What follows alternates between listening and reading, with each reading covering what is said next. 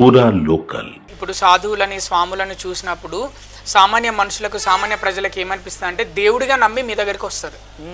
దేవుడు అంటే దేవుడు పంపించిన ఇంకొక రూపమే వీళ్ళు అనుకొని మీ దగ్గరికి వస్తారు.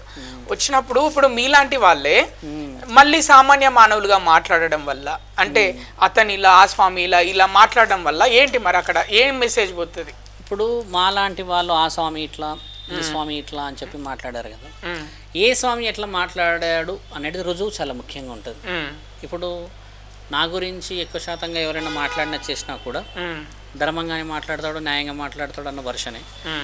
నా గురించి వేరే వ్యక్తులు మాట్లాడారు, మీరే అన్నట్టుగా ఒక స్వామీజీ గురించి చెప్పారంటే భక్తులకు చెప్పే అంత దుస్థితి ఇంతవరకు రాలేదు. ఒక స్వామి గొప్పోడా ఒక స్వామి తక్కువడా అని చెప్పడానికి. ఎందుకంటే భక్తుడు అన్నీ చూసే వస్తాడు ఒక దగ్గరికి.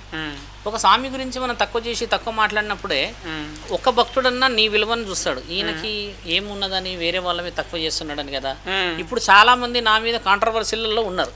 నేను ముమ్మాటికి వాళ్ళ మీద చాలా మంది మీద కేసులు ఉన్నాయి. మీకు తెలియని విషయం ఏంటంటే ఎవ్రీథింగ్ ఈజ్ రికార్డెడ్.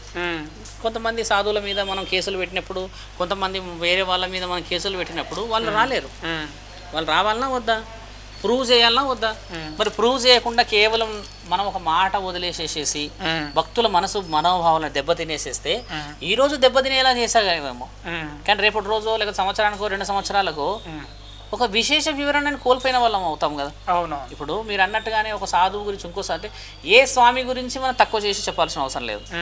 అలాగే ఒక సాధువు గురించి ఇంకో సాధువు కూడా భక్తులకి తక్కువ చేసి చెప్పిండు, మాట్లాడిండు అని అంటే ఆయన మానవత దృక్పథం అనేది లేని వ్యక్తిగా పరిగణిస్తున్నారు భక్తులు. ఇప్పుడు మీరు అన్నట్టుగా భక్తులే వచ్చి చెప్పారు, అట్లా నాకు 100 మంది చెప్పారు. అవును. ఇప్పుడున్న ఈ ప్రాంతంలో గుట్ట మీద వెళ్ళి కూర్చోండి, గుట్ట మీద చాలా మంది చెప్తారు నా గురించి. మస్తు మంది చెప్తారు, ఇలా అంటారు అలా అంటారు అలా అంటారు కదా. ఒక్కరు నా ముందుకు రారుగా మరి. నేను ఆడ వచ్చి కూర్చుంటాగా మరి. పొద్దు నుంచి సాయంత్రం వరకు 100-150 మంది భక్తులతో మాట్లాడతా చెట్టు కింద కూర్చొని.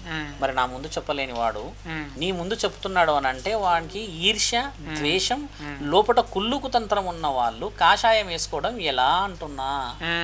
ఇప్పుడు మీరు అన్నట్టుగా సాధువులు బాగా సంపాదించాలి అని అంటే ట్రస్టులు పెట్టి కమర్షియల్గా ఎన్నో చేస్తే కూడా భక్తులు అమాయకంగా లక్షల ఇష్టాలు ఉన్నారు. అలా సంపాదిస్తలేరుగా మరి. అలా నువ్వు సంపాదించలేవు, వేరే వాళ్ళు సంపాదించలేరు, నువ్వు సంపాదించవు వాళ్ళు సంపాదించవు అన్న విషయంలో సంపాదన కోసమా సాధువులు అయ్యింది కాదు. ఎక్కడ మంత్రం ఇది, ఎక్కడ తంత్రం స్వామి? ధర్మం కోసం ఉన్న నీవు ధర్మంగా మాట్లాడితే నీకు నొప్పి అయిందా? చూసావా, ఇది అక్కడ విషయం. యథార్థవాది లోకానికి విరోధి. నువ్వు విరోధి అయినప్పుడు వివరించు కదా. శివరుద్ర సాధు తప్పు చేసిండు అని అంటే ఒక సాధువు వచ్చి చెప్తే కాదు తప్పు. నువ్వు ధర్మంగా ఏ విధమైన నిర్ణయము నీకు నాకు సంభాషణ జరిగింది అనేది అవతల వ్యక్తికి ఎట్లా తెలుస్తుంది స్వామి?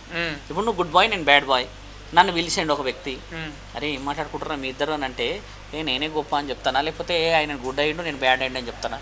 నాది కూడా గొప్పనే చెప్తా కదా. కాబట్టి అవతల వ్యక్తి నన్ను కూడా గొప్పనే అనుకుంటున్నాడు కదా, నువ్వు రుజువు చేయనంత వరకు.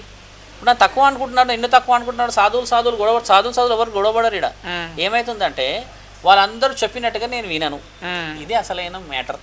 ఎందుకు వినానంటే నేను పోతా, పెద్దమ్మ గుడి దగ్గర పోయినా నేను, మరి మీరు ఎందుకు రాలేరు అంటే మీరందరు రావాలన్నా భజన చేసుకుంటా పిలిపియాలా? నేను మీ పీఠము గొప్పది, మీ మతము గొప్పది అని మిమ్మల్ని పిలిపించి గట్టి మేళాలు పెట్టాలా? నేను అనేది అది. నేను అనేది ఏంటంటే స్వామి, ధర్మం పెద్దమ్మ తల్లి గుడి అన్నప్పుడు అందరం ఎందుకు రాలేము? పిలుపునిచ్చింది ఎవరు? పిలుపునిచ్చారు ఎవరు? నాకు పిలిపియలే స్వామి. నీకు ఎవరు చెప్పలే, నాకు ఎవరు చెప్పలేరు. నీకు పిలిచారా? పురా లోకల్ ఛానళ్ళని పిలిచారు అక్కడికి? నువ్వు వెళ్ళావు అంటే ఇది ఒక న్యూస్ రాగానే అందరం స్పందించావా లేదా? మరి ఈ స్పందనకి నీకు పిలుపు ఎందుకు అంటున్నా నేను. వీళ్ళందరూ ఏంటంటే అందరం పోవాలి, ఆయన పిలిస్తే పోకూడదు, మనందరం పిలిస్తే ఆయన రావాలి.